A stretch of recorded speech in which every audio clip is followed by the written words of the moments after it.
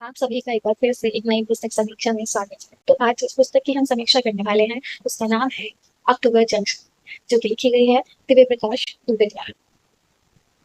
तो यह नई हिंदी साहित्य की बहुत ही सुप्रसिद्ध पुस्तक है। और इसका अगर जॉनरा या श्रेणी की बात करूं तो यह पन्ना के हिसाब से तो नॉवेला कही जा सकती है, यानी कि लघु लघु उपन्यास। परंतु यहाँ पे लेखक ने खुद से भी इसको स्पेसिफाई किया है कि ये नॉवेल यानी कि उपन्यास है। तो मैंने इस पुस्तक को अक्टूबर माह में ही पढ़ा था, जस्ट सेलिब्रेटेड टाइटल। और यह एक बहुत ही ताज़े अनुभव की किताब रही है। मैंने दिव्य प्रकाश दुबे की 2 किताबें और भी पढ़ी हैं पहले, एक है मसाला चाय और एक थी मुसाफिर कैफे, जो कि मुझे बहुत अच्छी लगी थी दोनों ही। और मुसाफिर कैफे ने तो मुझे काफ़ी कुछ बताया भी था। अगर हम अक्टूबर जंक्शन की बात करें अगर हम अक्टूबर जंक्शन की बात करें तो इसका टेस्ट थोड़ा हास्य का नहीं है, बल्कि एक गंभीर एक भावात्मकता का है। सबसे पहले मैं इसकी अच्छी बात ये बताना चाहूँगी कि मैं पिछले कुछ दिनों से पढ़ नहीं पा रही थी, मेरी एकाग्रता नहीं हो पा रही थी और इसने मुझे रीडिंग स्लंप से निकाला। तो ये बहुत ही अच्छी गति से आगे बढ़ने वाली किताब है, रोचक है, बीच-बीच में आपको झटके भी देती है। झटके एज़ इन कि आपने जो एक्सपेक्ट नहीं किया वो चीज़ें इसमें रहती है, जो कि अच्छी बात है, क्योंकि अभी पाठकों की रुचि बनाए रहती है। हालाँकि अंत में ऐसा हुआ कि जो अंत में होने वाला था वो मैंने पहले से प्रेडिक्ट कर लिया, तो थोड़ा-सा टेस्ट गड़बड़ा गया। बट फिर भी मैं इतनी इस किताब से सैटिस्फाइड हूँ कि मैं इसे 5 में से 4 नहीं तो 4.5 स्टार तक दे सकती हूँ।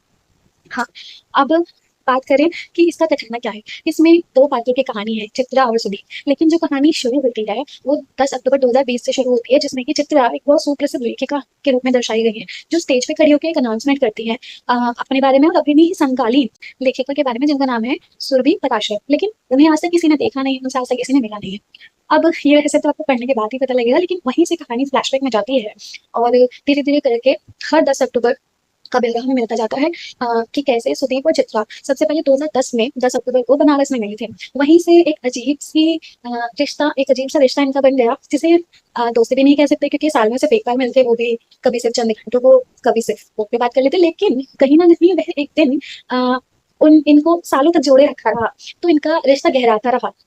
लेकिन इसको कोई नाम नहीं दिया जा सकता। ये कभी दोस्ती भी दिखी, कभी प्रेम की ओर भी झुका इनका रिश्ता, कभी शादी तक भी पहुँचा और कभी सिर्फ़ अनजान ही बन के रह गया। तो यह एक रिश्ते की जटिलता भी दिखाता है। यह भी दिखाता है कि आधुनिक समय के शायद सारे ही रिश्ते इस तरह से खोखले भी हैं। अगर हम बढ़ती तौर पे देखें तो ये रिश्ता कोई बहुत गहरा नहीं लगता, क्योंकि वो दोनों एक-दूसरे को बहुत रोज़मर्रा की ज़िंदगी से नहीं जानते। लेकिन फिर भी दोनों एक-दूसरे को समझते हैं। वो बातें, वो जज़्बात समझ लेते हैं जो शायद आस-पास के लोग नहीं समझते। तो ये हमें ये भी सोचने में मजबूर करता है कि आखिर हमारा अपना कौन है और पराया कौन। तो इसमें वैसे तो कहानी बहुत साधारण है, लेकिन पलटों के भीतर बहुत सारे गहरे भावनात्मक मनोवैज्ञानिक सवाल भी हैं। इसके अलावा ये कहानी जो थीम्स डिस्कस करती है वो ऑब्वियसली प्यार, दोस्ती, रिश्ता, अपनापन, आपका अपने साथ जो जुड़ाव है, सफलता का कॉन्सेप्ट क्या है, शोहरत, पैसा, ये हमारी जिंदगी में आखिर क्या-क्या ला सकता है, और जीवन और मौत का क्या संबंध है। ऐसे ही बहुत सारे सवाल, बहुत सारी थीम्स इसमें डिस्कस की जाती है। और सबसे खूबसूरत बात इस बात की ये है कि ये बहुत खूबसूरती से, ईमानदारी से लिखी गई है। इसमें जगह-जगह पे हमें ऐसी लाइन्स मिलेंगी जो बार-बार आपको अंडरलाइन करने का मन करेगा।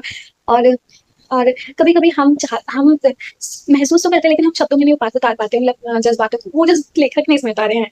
तो आपको बार-बार मन करेगा कि इसे अंडरलाइन कर लो, जिसे मैं शायद अभी लास्ट में शेयर भी करूँगी कुछ लाइन्स को। अच्छा, और उसके बाद जब मैंने बोला ईमानदारी की, तो यहाँ पे लेखक ने एक बहुत ही थोड़ा-सा अलग हट के लेखन शैली अपनाई है, क्योंकि वो वैसे तो थर्ड पर्सन के पर्सपेक्टिव से ही नरेशन दे रहे हैं। यहाँ हमें डायरेक्ट चित्रा या सुदीप का नरेशन नहीं मिल रहा है। आप तीसरा व्यक्ति ही हमें इन दोनों की कहानी सुना रहा है, लेकिन कभी-कभी प्रस्तावना में लेखक खुद एज़ लेखक ही, सूत्रधार नहीं, एज़ लेखक ही पाठकों से बात करता है। वो सुदीप और चित्रा की कहानी नहीं सुना रहा, वो ये बता रहा है कि मैंने ये लिखा क्यों, मैंने लिखा तो कैसे लिखा। तो एक तरह से कहानी आपको, अगर आप नया मतलब लेखन में भी हाथ आज़माना चाहते हैं, तो लेखक के भी करीब जाने को मदद करती है कि लेखक कैसे सोचता है, क्या सोच के कुछ लिखता है। तो ये चीज़ भी है इसमें। तो इसलिए मैंने कहा कि यहाँ पे ईमानदारी का कॉन्सेप्ट कहानी में तो नहीं कह सकते, वो तो फ़िक्शनल ही है। लेकिन लेकिन शैली में जो एक दीवार होती है पाठक और लेखक के बीच में, जो वो उसके किरदार बना देते हैं, वो टूटती नज़र आती है। वैसे तो काफ़ी सारी चीज़ें इसमें बता दी हैं। और जैसे मैंने बताया कि रिश्तों का कॉन्सेप्ट जो है वो सिर्फ़ सुदीप और चित्रा के उसमें के दायरे में तक सीमित नहीं है। सुदीप का दोस्त अभिजात, उसकी गर्लफ्रेंड सुनैना, उसके पापा के साथ उसका संबंध, उसकी मम्मी के साथ उसका संबंध, इनफैक्ट सुदीप का अपने बचपन के साथ, उसकी बचपन की हॉबीज़ के साथ संबंध, पैसे के साथ संबंध, शोहरत के साथ संबंध, सफलता के साथ संबंध। इस तरह से मानव जीवन के जितने भी लेयर्स होते हैं, जितने भी फेजेस होते हैं, जितने भी हमारे अ ये परतों में रिश्ते बटे हुए होते हैं ना, जो हमारा एक चरित्र निर्माण करते हैं, जो हमारा व्यक्तित्व निर्माण करते हैं, वो सब भी इसमें डील किया गया है। और क्योंकि सुदीप और चित्र हर साल मिलते हैं 10 साल तक, तो कैसे कैसे वो थोड़े थोड़े बदले हुए होते हैं हर साल, उनका परिदृश्य भी बदला होता है, उनकी जीवन स्थितियां भी बदली होती है, ना सिर्फ ये क्योंकि वो अलग अलग जगह मिलते हैं, जैसा मौका मिला समय मिला, तो हमें यहाँ पे कई कई जगह का भी रेफरेंस मिल जाता है। जैसे एक बार जैसे उत्तराखंड के किसी बहुत खूबसूरत सी जगह पे वो लोग मिलते हैं, तो उसका परिदृश्य का वर्णन है, बनारस का खूबसूरत वर्णन इसमें क्या है। तो आपको इसे पढ़ते हुए आपको अपने भावनात्मक यात्रा तो मिलती ही है, आपको कैसे भी ऐसे अगर आप कहीं पे बैठे हो घूमने का मन किया तो थोड़ी सी टिडबिट्स वो भी मिल जाती हैं। तो I think this is my review.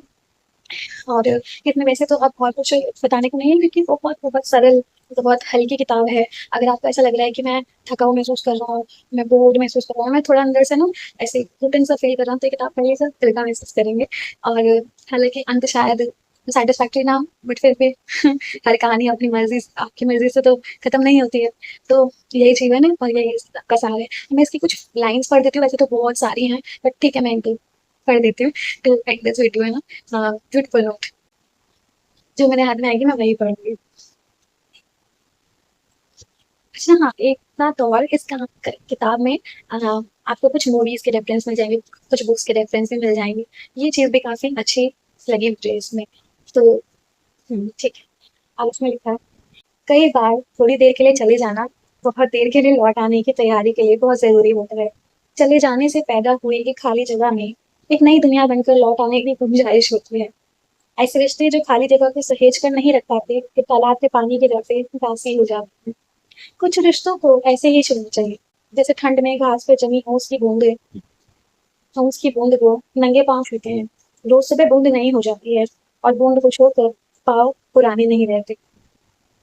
एक बूंद ओस, आंसू, नदी, समुद्र और बरसात में डालती हुई एक साल हो जाती है। तो ये पंक्तियां बखूबी बताती हैं कि कैसे समय सब कुछ बदल देता है, आपको, आपके आसपास के रिश्तों को, आपकी भावनाओं को, आपके विचार। तो इसे ज़रूर पढ़ें। और मुझे पसंद आई, मैं इसे 4 स्टार्स या फिर 4.5 स्टार्स दे दूँगी। और भाषा बहुत है। Happy reading.